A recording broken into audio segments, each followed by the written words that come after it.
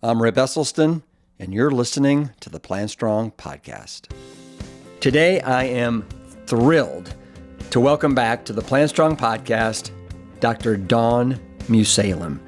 She is an absolute ray of sunshine, and she shared her incredible life story on episode 156 of the Plant Strong podcast.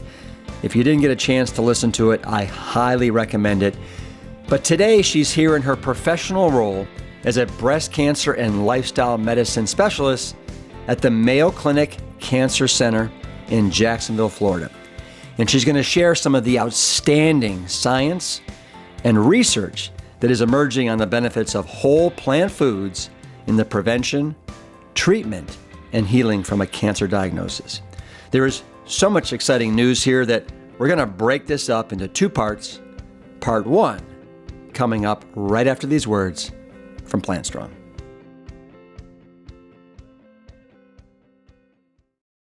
Hey, I'm going to let it fly here. The term plant-based has lost its way. These days, you can slap that label on just about anything, even ultra-processed junk like Oreos, or get this. The other day, I saw plant-based Reese's peanut butter cups. That is not what we're about at Plant Strong. Our products are made from real, whole plants, nothing refined, no oils, and we keep the salt in check. We believe that you can have great tasting, convenient food without having to sacrifice your health.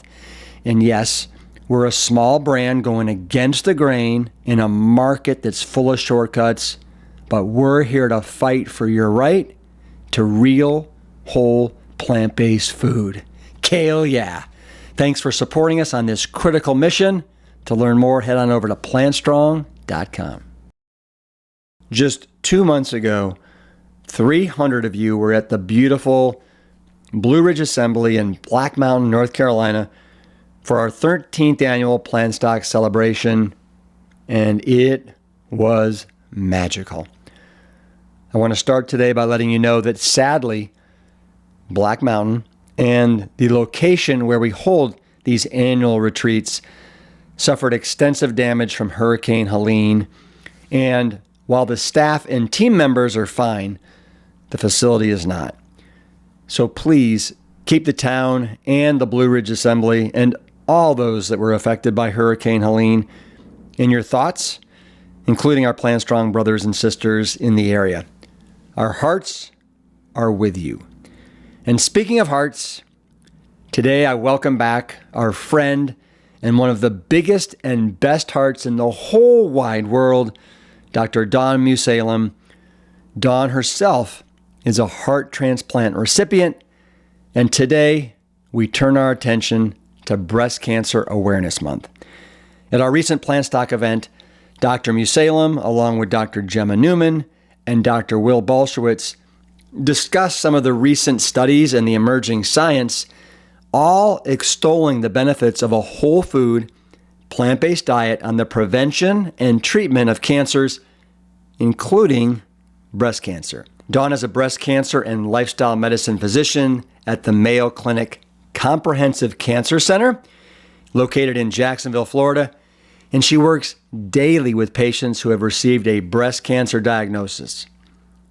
Now, they come in scared, confused, angry. They feel out of control, and little do they know how absolutely fortunate they are to have Dawn Mussallem on their care team. Today, in the first part of this two-part series, Dawn shares with us her thoughts on what's driving cancer risk in today's society. It's a nuanced discussion, and she offers plenty of food for thought.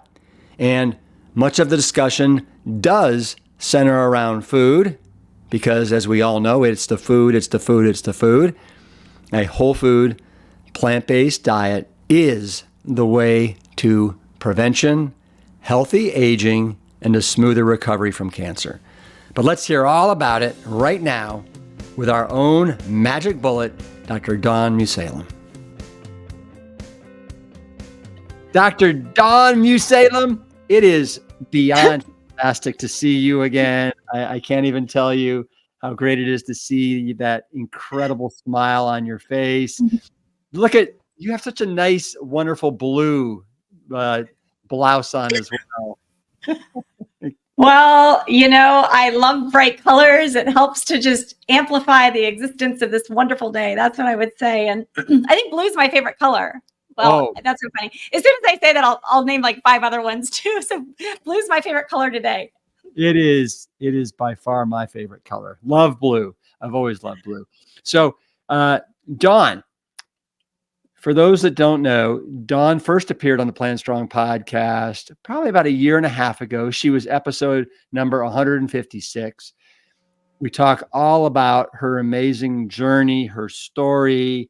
And if you want to do a deep dive into all things Dawn, please go back and listen to episode 156.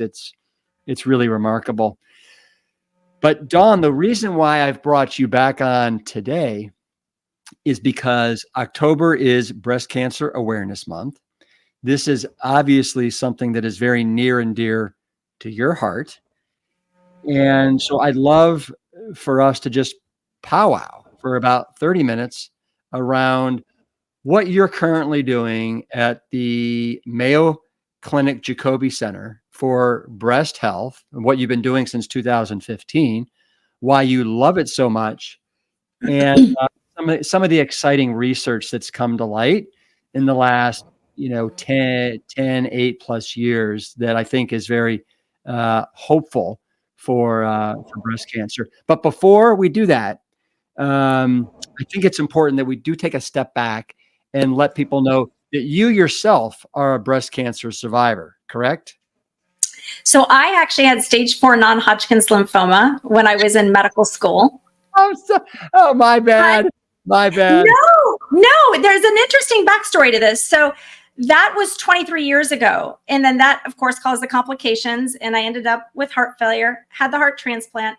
And then last year was the first time they were able, after my heart transplant, to do breast MRIs, because previously I had the defibrillator and all this hardware in my chest because of the heart failure. So they could never do breast MRIs, but I was very high risk. The risk for young cancer survivors who have had radiation is actually the same as that of BRCA survivors. So this is actually a great thing to talk about, is breast cancer risk. Sometimes you can't avoid some risks. And so my risk was over 75%. They found something on my MRI. It wasn't amenable to biopsy. So I actually last year had to do a bilateral mastectomy for situation. They weren't sure if it was cancer. It turned out not to be high risk lesions, but fortunately I am fine from that. My grandmother did die of metastatic breast cancer, so it is very personal to me. So it is very interesting that I had to go through that, and it's made me such a better doctor because of it, in terms of how do I counsel my patients when they're young or middle-aged or old. It doesn't matter. It really does change how you perceive and feel your body for some period of time. Even though before this happened, I never thought I would be that woman, it actually was very hard for me emotionally. So it allows me really to be in that space with my patients and in such a tender way that I love that I went through that. So yeah, I didn't have breast cancer, thank God, but I had to do the prophylactic side of it. Got it. Thank you for clarifying all that. Now, tell me a little bit about your position at the Jacoby Center for Breast Health. And is this something that you devised? Was it a position that was there and you kind of applied for it and got it? And who are you working with exactly? Thank you so much, Rip, for asking this question. And at Mayo Clinic across our enterprise, we have 3 sites: Rochester, Florida, and Arizona. We are the only place besides Cleveland Clinic, and we partner with them in some educational opportunities internationally, actually, that have diagnostic breast clinics. It's a breast clinic where we work with women who are at an elevated risk of breast cancer. We work with women at the time of their diagnosis. They come in to see us first. From there, they go and see the rest of the oncology team, the surgery team, the radiation oncology team. And then it's a holistic practice that they come back to us in that diagnostic breast clinic for survivorship care. Now, in 2015, when they had asked me to come and redesign the breast center, that diagnostic part of it, both for high risk, for newly diagnosed breast cancer patients, as well as survivorship, that's when I started the Integrative Medicine and Breast Health program at the Jacobi Center for Breast Health. And it really is the first of its kind, the only of its kind. It's an immersive program that is built on the foundation of lifestyle medicine. And pretty much 95% of what my conversation is with my patients is on whole food plant-based nutrition. Wow. And it's so exciting. And the reason it's really important for a NCI designated, that's a National Cancer Institute designated cancer center to have a program like this is because so many cancers are preventable. We know that the American Cancer Society says 40% of all cancers are preventable. And we know that's a huge underestimate. Actually, that's just the best we can do. Regardless, even if that's an underestimate, that is a huge number of preventable cancers. When we look at breast cancers, we know at least 33% are preventable. And we really feel if we were able to make changes earlier on in young girls' lives, maybe even as far back when they're in utero pregnant, when their mom is pregnant with them, there's even risks that occur then, that maybe 75% of breast cancers can be completely eliminated. That's why primary prevention is so important. I believe in mammograms. Women need to do mammograms at the age of 40. That's how we find breast cancer early enough so it's easier to treat. And if a woman has a family history of breast cancer, particularly a family history of breast cancer that occurred in young women, that woman may need to start her mammogram earlier, 10 years younger than the youngest relative ever diagnosed. But, going back to primary prevention, that means let's live a healthy life so this cancer never has to happen.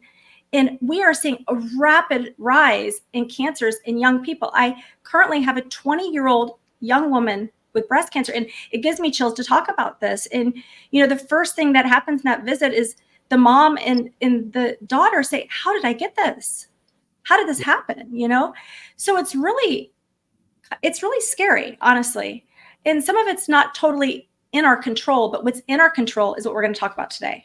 Yeah, but let me go back, and I have two questions for you based upon what you just said.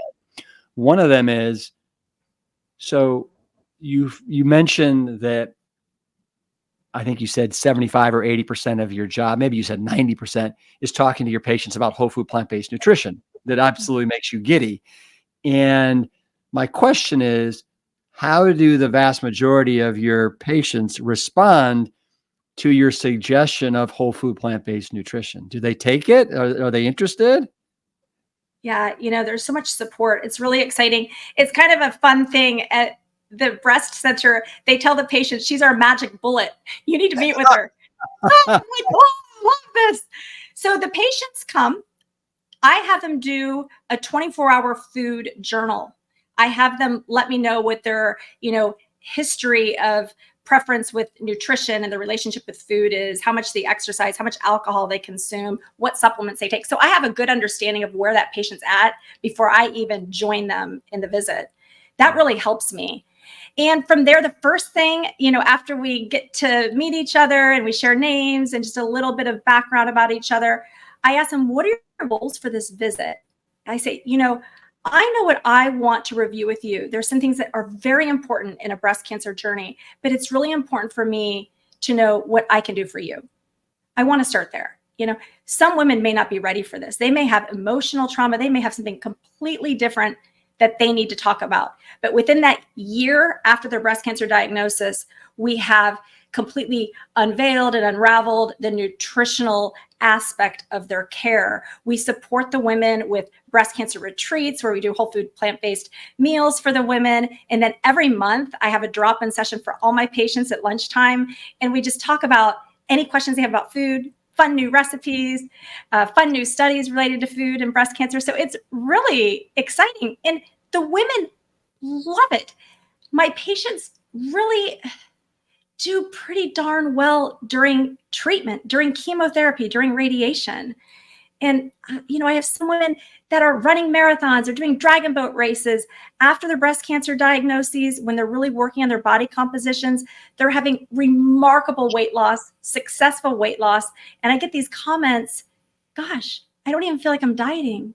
I'm enjoying food and I'm losing weight. I feel good. I have one woman, I shared that slide at Plant Stock this year. She said, I feel better now than I felt before my breast cancer diagnosis. That gives me chills. That's why I love my job right there.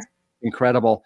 You mentioned that 20-year-old that you recently saw that has breast cancer.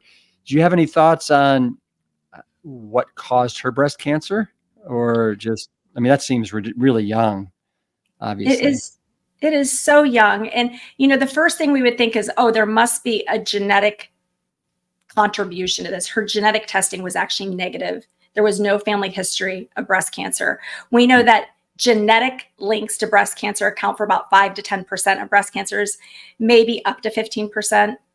That number will keep on growing as we know more about the genome project, and we're identifying more genes potentially.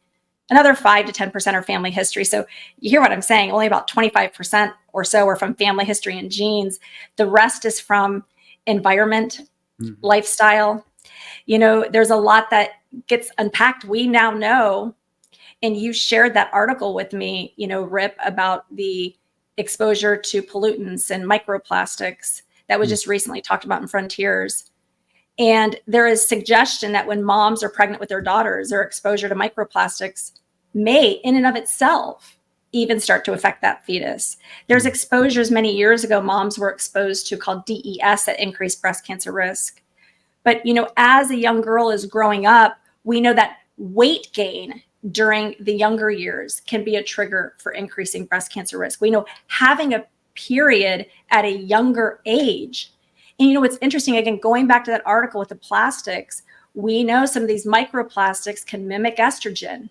And there's suggestion that maybe that's what contributes to this earlier menses in young girls. And that drives breast cancer risk. So for a 20-year-old girl, those would be a few things. In addition to sedentary, she wasn't active. She did not exercise much. And young kids nowadays, they don't move. They sit a considerable amount. And then alcohol exposure. We have young kids starting to drink at very young ages. Some parents are actually accepting of that. And we know that alcohol exposure throughout the life cycle is extremely toxic to breast tissue, particularly when the breasts are developing. And then we think about vaping.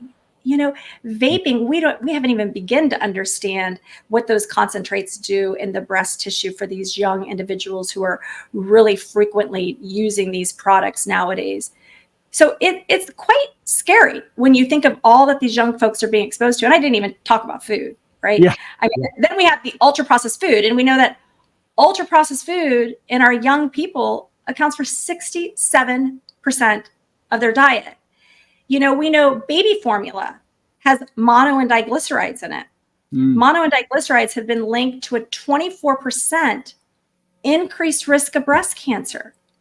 I know we're not talking about prostate cancer, but mono and diglycerides have been linked to a 46% increased risk of prostate cancer. They're in so many different food products. Yeah. They're in yogurt. They're in some plant milks, So mono and diglycerides are a no-no. Caringins have been linked to a 32% increased risk of breast cancer. This was a study that they looked at a large group of individuals. They followed them over 7 years. Yeah. There's associations. It doesn't mean that it's a direct, you consume this, you get this, but there's an association that's certainly risky. And so we want to consume food that's as close to nature as possible. The biggest part about a whole food plant-based diet is the whole food part, Yeah. I've got to remember how thorough you are at answering every question. But those are a lot of different factors that come together to kind of make it very, very difficult for somebody to steer clear of these cancers, these diseases, unless you're really, I think, making an effort to eat whole food, plant-based, not vape, not do alcohol, be mindful of what you're being exposed to, all those things. It was another doctor that's going to be part of this October Breast Cancer Awareness Month is going to be Dr. Christy Funk. And do you know Christy? Have you ever met Christy? I need to meet her. I have never met her, but she's awesome. Well, she is awesome. But, we were talking about alcohol. She, because of all the evidence, has finally, as of January 1st, 2024, has given up alcohol. So it's pretty good. I agree. Yeah, yeah. Let me ask you this. You mentioned, how much you love your patients. How many patients, like, roughly are you seeing at one point in time? Are we talking 20? Are we talking 100? I have no idea. Yeah, no, I really like to have my visits one-on-one with patients for the first time. And my visit with patients is 90 minutes, and that's not even enough time. Currently this week, I had 2 residents shadowing me. And when I shared with them I had 90 minutes, they were like, what? I said, just watch what happens. And I still go over, I'm still late. I have to ask for forgiveness. The rooming folks, I have a telehealth practice because my patients are actually from all over the world. So it's really cool. And so the folks that room them like electronically through Zoom, they work at Mayo Clinic, and I have one person assigned to me. So she lets all the ladies know, you're going to be waiting a while. Go do something. She'll yell out to you, come on, I'm here. But I don't like to rush them. If someone's 60 years old, you're unpacking 60 years of their lifestyle into the conversation. But gosh, it's so cool. My resident this week, his name's Dr. Klein. He is studying to be anesthesiologist. And he said, it's so interesting. He goes, we prescribe pills in milligrams, but we eat food in pounds. Yeah. I thought it was really good. I thought that's great. But in addition to that one-on-one time, I do those drop-in visits for my patients at lunchtime, twice a month. And then we do these big retreats with at least 100 women in those retreats a few times a year. So that's really exciting, where we can do more immersive. And we usually offer those out Zoom as well. That started during COVID, which was really nice. And at that time, we would have multiple countries joining us just for that educational component, which is wonderful. Yeah. So we lived it up at Planstock this year. You were a huge part of the success of Planstock. And we had a panel discussion with the docs that were there, yourself. So Dr. Will Bolshewitz, Dr. Gemma Newman, and Dr. Dawn Mussallem. And during this panel discussion, you brought up some really, I think, compelling and exciting research that's just gone on in the last 2-3 years that is very, very, I think, hopeful for women, breast cancer. So do you want to start with the first study? It's the American Cancer Society meta-analysis in 2022. Is that a good place to start?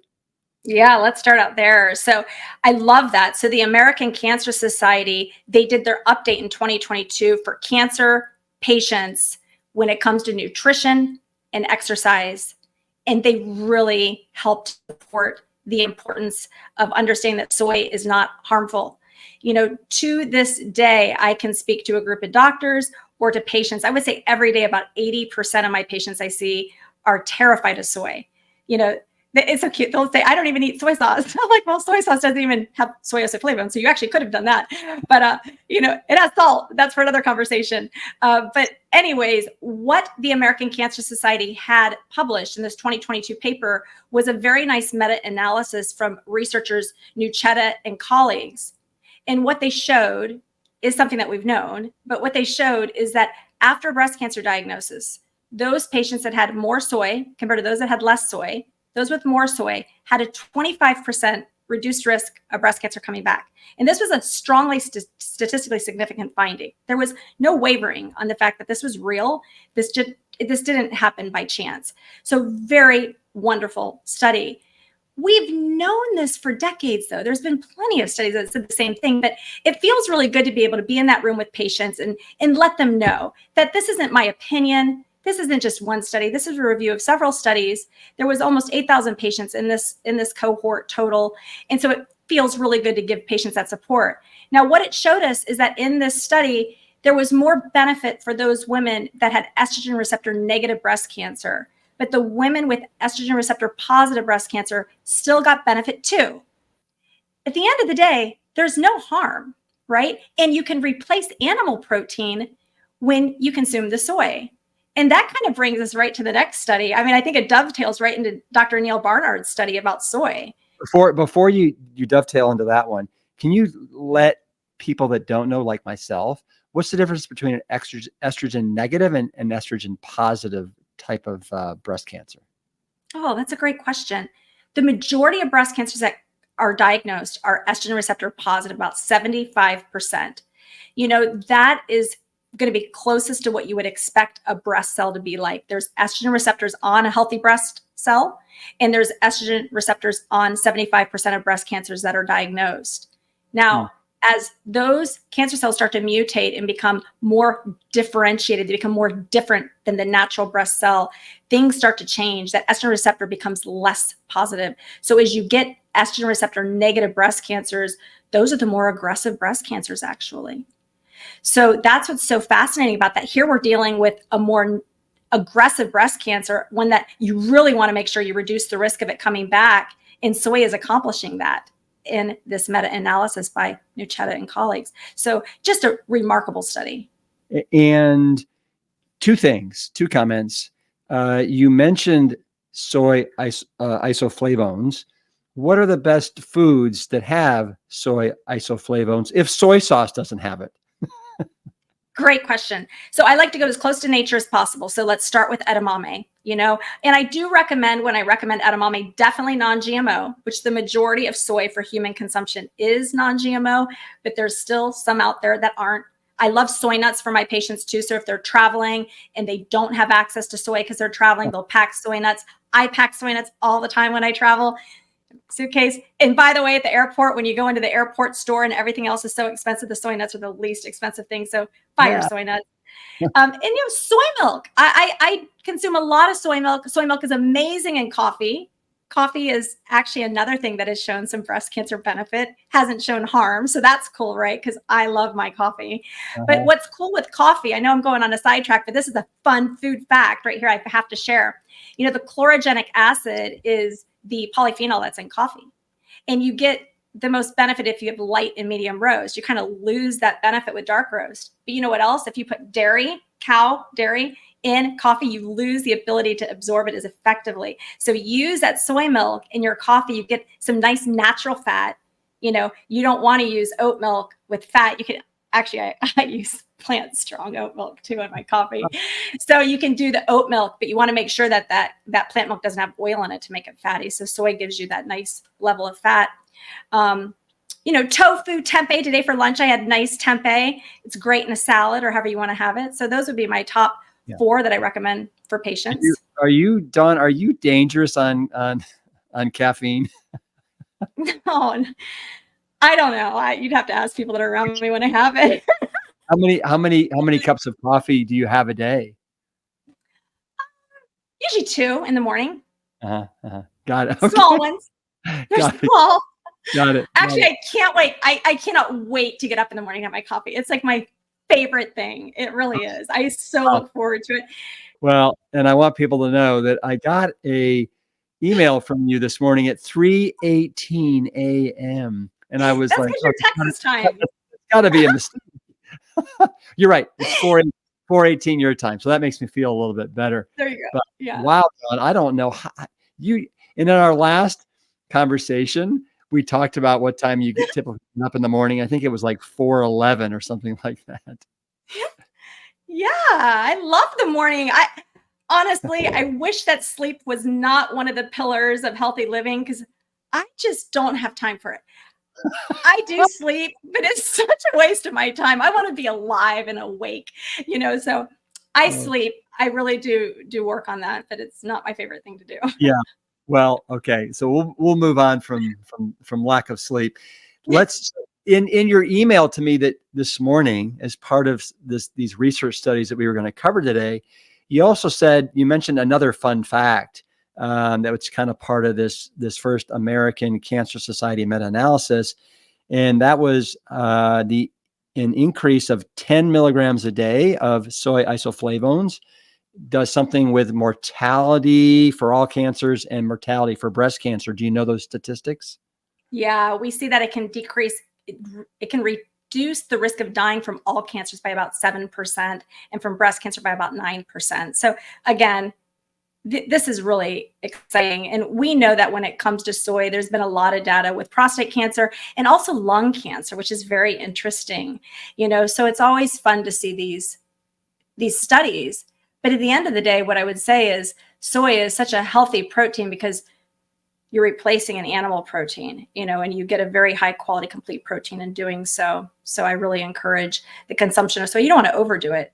I tell my patients 1 to 3 servings a day is enough. If you get more than 5 servings of soy a day, you actually start to bump up the insulin growth factor.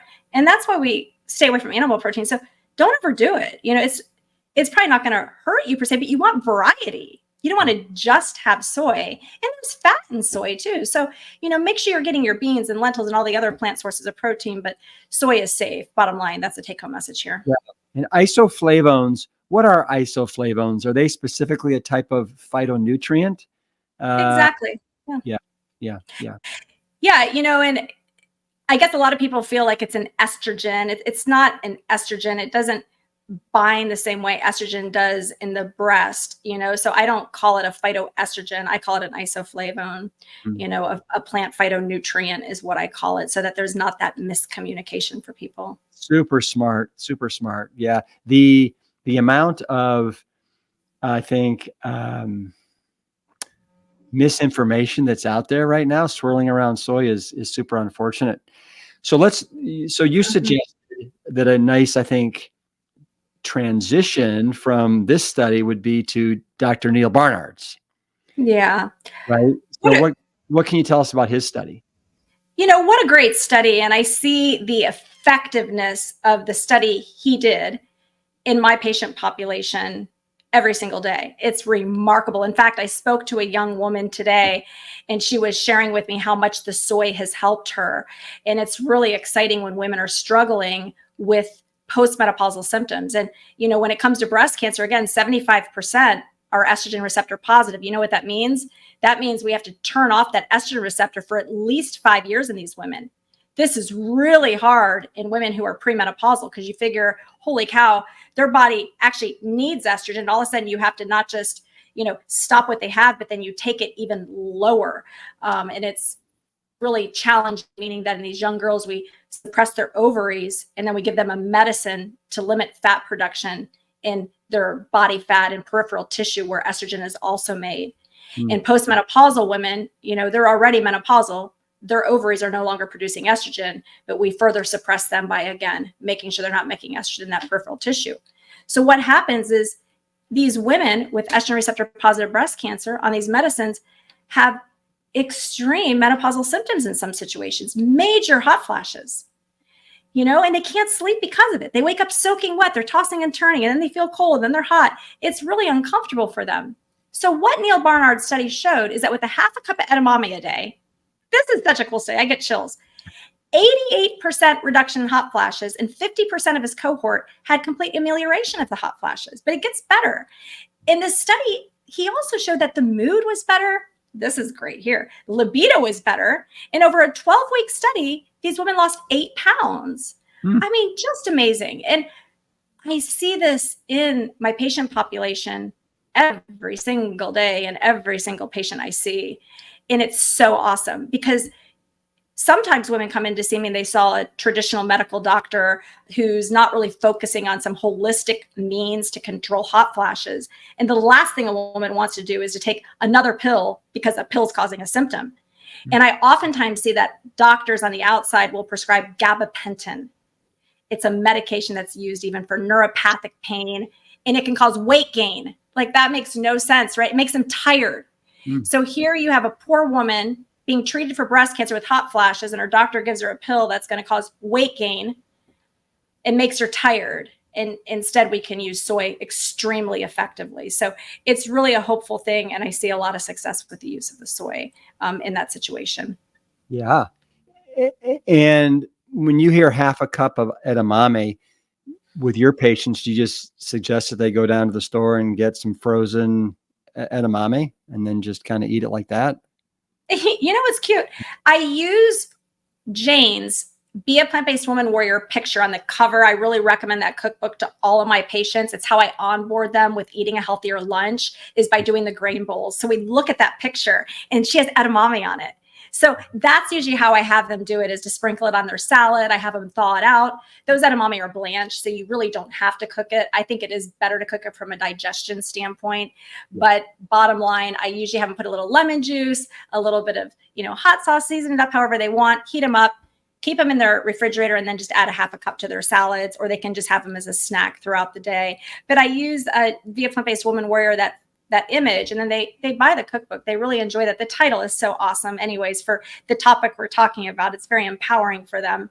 And there's just so many recipes in there that really help to support the women and what they're doing for the lunch. And, you know, when it comes to behavior change, you have to enjoy it to be successful at it.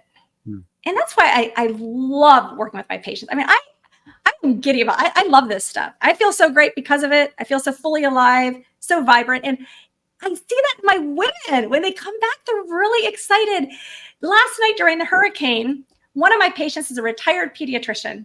She sent me a picture of her dinner last night. It was like this amazing grain bowl. It's so cool. I get pictures all day long in my patient portal of food my patients are cooking when my colleagues are, getting messages about things that are maybe not going quite as well. So it's really such an exciting experience to see patients leaning in, nourishing their body, enjoying it, having this positive behavior change that's going to improve their breast cancer outcomes, help them attain their vitality and flourish after. So it's really terrific. So thank you, and thank your family for making it more possible for people. Listen, you mentioned leaning in. I think I can't help but think that one of the huge reasons why all of your patients, or let's just say many of your patients, are embracing this is because of how you have leaned in to this lifestyle, the amount of joy and, as you just said, giddiness that it just emanates from you around the lifestyle. It's like people are like, man, I want what she's having. I want what she's eating. Give me twice as much. Well, you too, Riff. I mean, but it's true. You go to a lifestyle medicine conference and holy cow, there's no burnout. Everyone's so high energy. Everyone's running. It's so cool. So I agree. It really is such a blessing to be in this space, but you have to be authentic to your message if you're going to work with people in this space. And that's what I show my residents. In the afternoon, I say, hey, I want you to go to the gym. Hey, I want you to go to the grocery store and go buy some plant-based food, make a plant-based meal tonight. They kind of love working with me. That's probably why I have so many residents that want to rotate with me. Go rotate with her. She'll send you to the gym to go work out. And she'll make you go to Whole Foods to buy some healthy food. Let's talk about one more study, and that's the Nurses Health study on better aging with plant-based proteins. Came out in 2024, right? Just this year, January. Yeah. Can you tell me what this study is saying? So this is so cool because, I always have women say, but don't I need some meat for iron? Or actually, that's why I don't want you having meat is because of the iron. We talk about that. Yeah. Don't I need dairy for my bones? Don't I need fish to get some omega-3 fatty acids? So what I share with them, this Nurses Health study that had almost 50,000 people, 50,000 predominantly women, they followed them for about 30 years. Every 4 years, they did an update on their nutritional pattern. And what they showed is that the path to healthy aging, which holy cow, isn't that what we should be trying to do, is be the healthiest versions of ourselves for as long as we could possibly be on earth, right? So it answered the most important question possible. And what it showed is the path to healthy aging was with plant protein. It outshined dairy and animal protein. Otherwise, what's cool is in that study, if you just read it, it makes it still look like there was some benefit of dairy and animal protein, but there wasn't if you controlled for the fruit and vegetable intake. So really the only benefit was with plant protein, and that's amazing. And it was a 38% benefit. So it was a really fascinating study. Patients love hearing it. I'm not in the business of making women whole food plant only. My goal to start them off is, listen, breakfast is easy to make whole food plant only. And if they're doing an animal product, it's processed, it's going to be processed meat, and that's a carcinogen.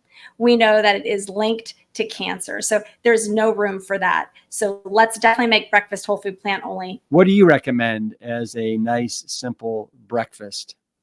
Mm-hmm. My favorite breakfast is overnight oats for women. It's so easy. If they have children, I have them involve their children with it at nighttime. You can vary it with, if you want to use berries, which is predominantly what I encourage them to do, just get the frozen. We know frozen berries have the same nutritional value as fresh, probably more. I encourage the wild blueberries. It can save some money so they don't have to buy the organic ones, which are usually more expensive. But I also encourage them to get variety through the week. Do some apples that you cut up, maybe buy some frozen peaches that you put in there. Just have fun with it. Do the overnight oats. I have them do oats with some flaxseed. Of course, there's soy milk and cinnamon. I like for them to use some Ceylon cinnamon just because that can help to lower a little bit of the blood sugar too in that response. So I try to have them get a teaspoon of that in there. Love it. Wow, wow, wow, wow, wow. Isn't she spectacular? Now, I'll make sure to link to these studies that we discussed today in the show notes so that you can learn more. And be sure to stay tuned because Dawn will be back in 2 weeks to share even more studies and good news about plants. I understand that a cancer diagnosis is really complicated and there are many factors at play, as we discussed today. However, I love what Dawn said, that there are so many things out of our control. So let's focus on those aspects of our health that we can control. And that includes our food choices. Dr. Mussallem is here to help, and we here at Plant Strong are here to help as well. Thanks again for listening, and remember to always, always keep it Plant Strong.